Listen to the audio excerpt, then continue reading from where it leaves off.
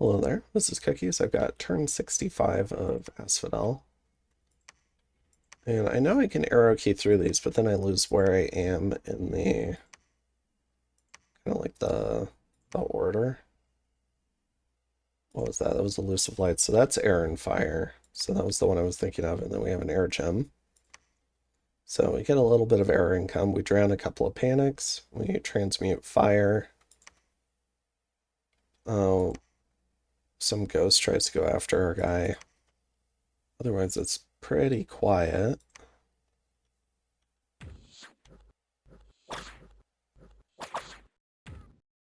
Okay, Minotaur comes out and saves me again. One of our harpies gets patrolled out, and now we have a couple of carrion lords, so we're gonna work on relocating them a bit. We're also gonna go ahead and send Kidson down to drown. Over here, we're gonna start working on these panics. So we've got Lichcraft, Transformation, despite the misfortune scales. Another transformation, twice born, transformation, twice born. Just trying to work through a bunch of these panics as quickly as possible. Maybe we'll get a cool chassis. In terms of forging, we're doing another Ring of the False Prophet, Crown of Magi, Black Book of Secrets, which is another death booster. Now that we've got the Blood Slaves, we didn't have the blood income last turn. I did turn on a little bit of blood hunting to be able to get the Black Book. And that lets us get 2 liches per turn, which I think is pretty nice. So we are spending down a lot of our death gems and some of our nature. But this should help our income because, again, the goal is to get positive income. So maybe I can build more temples in all these new forests that keep spawning. So that's the idea there. From what I hear, there's open hostilities between Shinyama and Machaka, but it doesn't occur to my tired brain that I should be sending scouts over there to watch. Like a freaking moron. So nothing to see there. Here's the global list. And I think, honestly, that might be it for this turn. So let's go ahead and go to turn 66. All right, so I've got turn 66 pulled up. We get a global from Machaka. It's a bittersweet global for me because some of my stuff is killing itself running into the forest, and I don't always know what that stuff is because Elwinter logs for what you lose to stuff like that is pretty terrible, honestly. It's just like a cryptic message. Like your nation is incapable of auditing what it has. It would be nice if they told you what unit and where. That would be a huge improvement, but we don't really get that. But we do throw up a couple of transformations. One goes wrong, this guy becomes, and I just like a, I mean, we can go take a look. But in terms of site searching, we don't find anything. But here, this was this is my former Panic Apostate. So very expensive whoopsie from him. So I just have a mindless, stealthy Salamander Asp, which is disappointing. We do get a couple of interesting results, though. We get an Etten, which is extra HP but not stealthy. Is it better than a Panic? Maybe in combat a little bit, but I really do like the stealthy tag. Does open up some new options, so 1 less miscellaneous slot, but gets an extra hat and 2 extra arms. So, I mean, from that point of view, you can do some more interesting stuff with it. And then we get another kind of disappointing Hydra Hatchling, less HP. Also not stealthy, has a Fire Malice, which I'm already concerned about flames from the sky, so this is kind of useless. So I'm not going to be doing any more transformations. The real kick in the nuts, too, is both of these still have upkeep. So yeah, not going to be doing transformation again, which is, I don't know, every game I ever try transformation, it goes pretty poorly. So not too impressed with it for 24 nature gems on 3, like 420 gold mages. Like, that's pretty depressing. Nature income's pretty valuable. So we do get a couple of liches. We already had Monsanto. No, we get one lich, but we're doing 2 lich crafts this turn because now we have the Black Book. We're also doing a twice born, and we're going to drown a couple of these guys that we twice born last turn. So working on that. Otherwise, working on maybe getting some more panics within range to drown. We've got 3 panics coming in this turn. Kitsen's going to drown this turn. Other than that, we've got, for casting, a little bit more site searching. We're doing some arcane probing.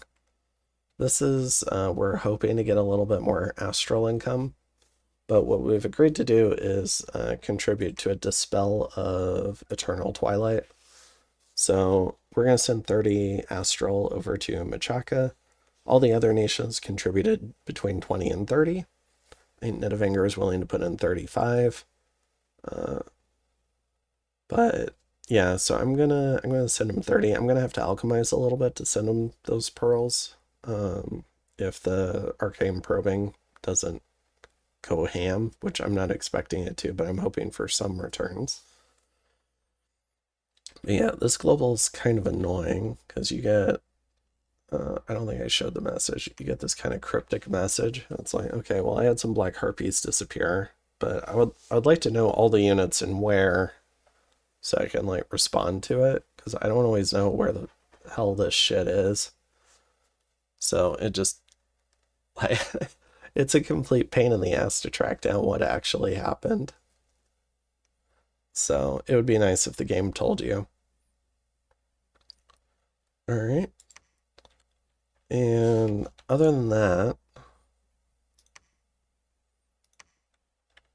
we're also forging Dropnir. So this occurred to me as a great forging pickup for our artifact for this turn because it's 400 gold.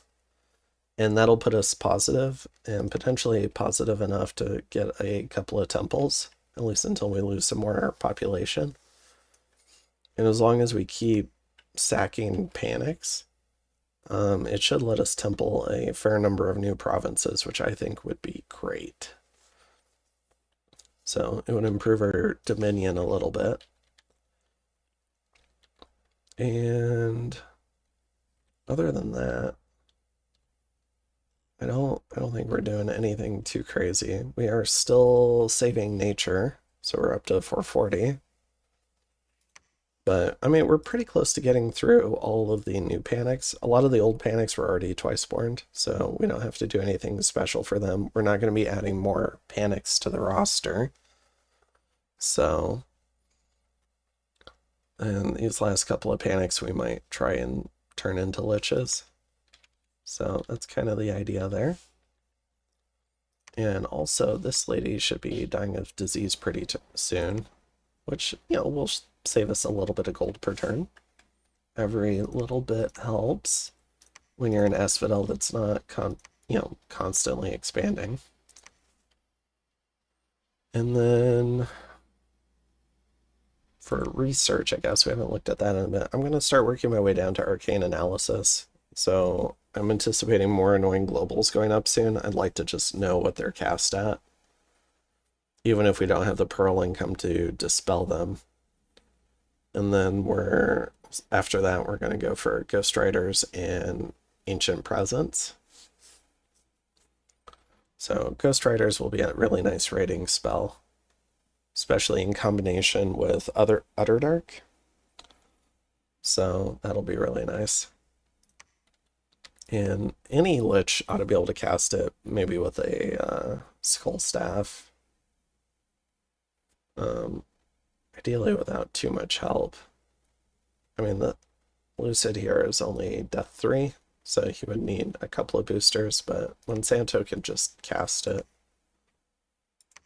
So, and we've got a fair number of boosters for Death now. So we're in a pretty good position there. All right, and I think that's it for this one. Let's go ahead and go to turn 67. All right, this is my current turn. We got a little bit more.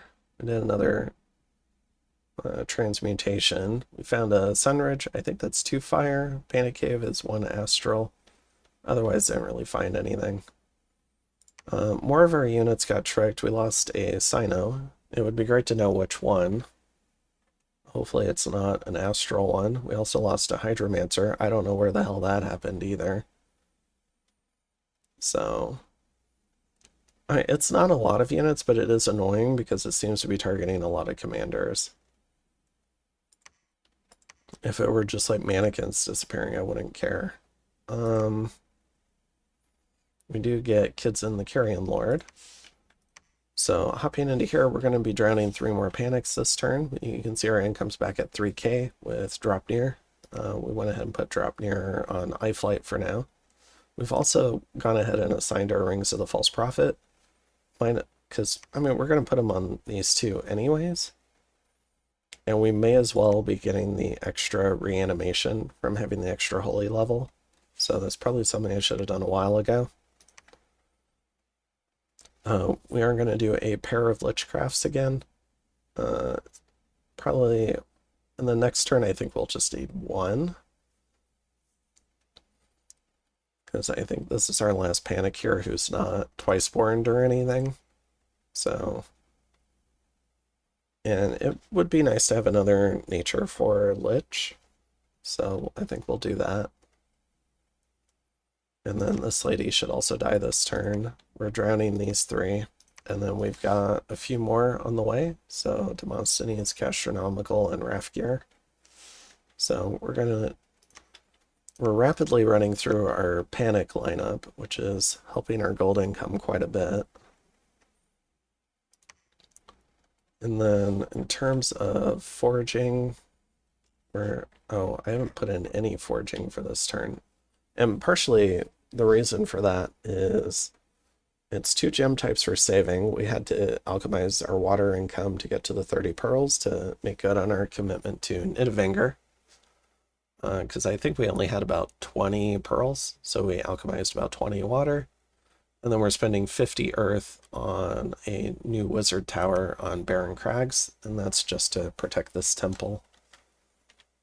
Although maybe there's a better location for that. But yeah, we got a couple of Lichcrafts, and we got the wizard tower.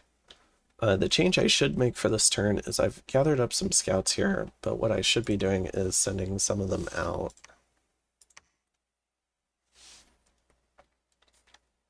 Let's see, let's do hide and wait.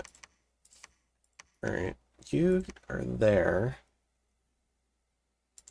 I wonder, let's see, can one of you reach there? Okay, you can go there, you can go there. Because I want to get more eyes on how this war is going.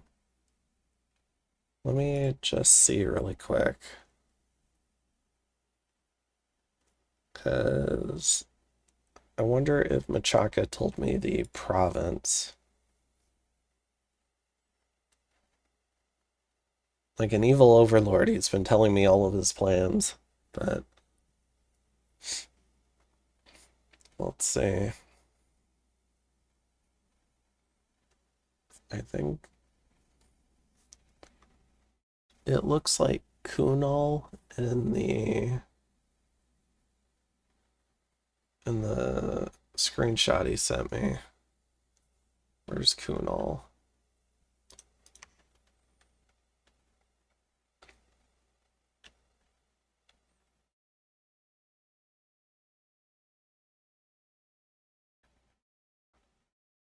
Am I blind?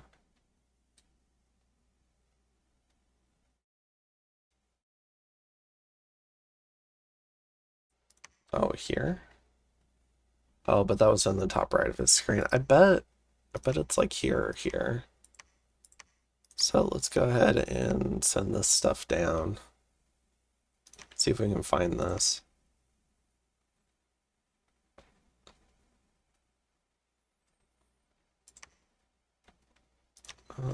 Can I have another scout reach this?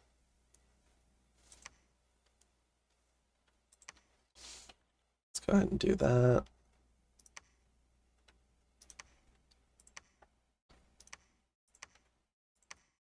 Yeah, let's get some scout coverage on this. I can send a new scout down to Golem range.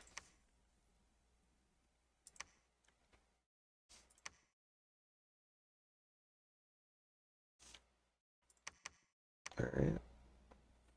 I am keeping some scouts here because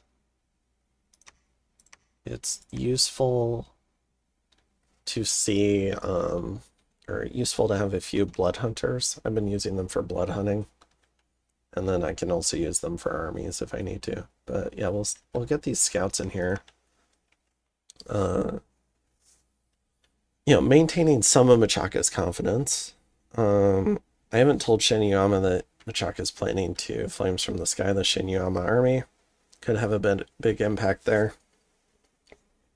But maybe with the scouts we can catch the resulting battle, which I'm expecting to be a stomp in favor of Machaka.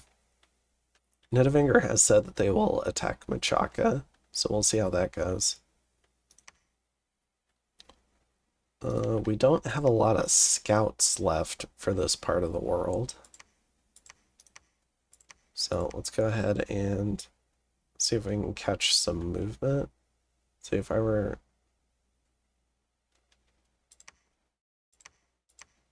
maybe here in Karnag, see what's kind of in this area around Pythium. Although, because, no, this is Nabah. But yeah, we'll try and keep an eye out. A lot of my scouts have been patrolled out or lured, and I kind of pulled some of them back. I wasn't sure if it was a Dominion-based effect. Let's go ahead and maybe go to Death Marsh and see what we can see there. Okay. And then if Nidavinger is not attacking me, Stellar Focus. I mean, he hasn't been patrolling his cap. We do see a large army here in this throne with the Idol of Sorcery.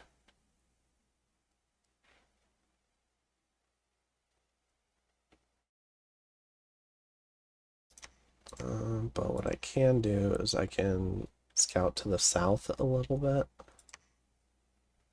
So we can go there, I think. If he flies, it'll be to here or here.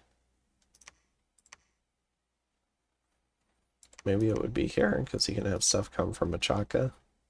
Alright, but let's go ahead and see.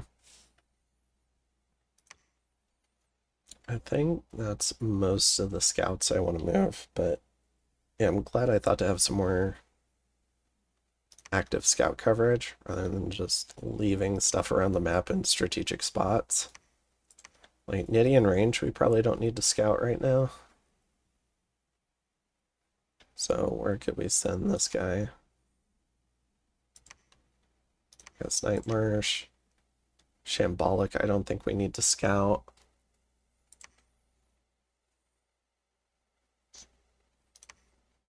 Probably, we're not going to see anything in Nabah.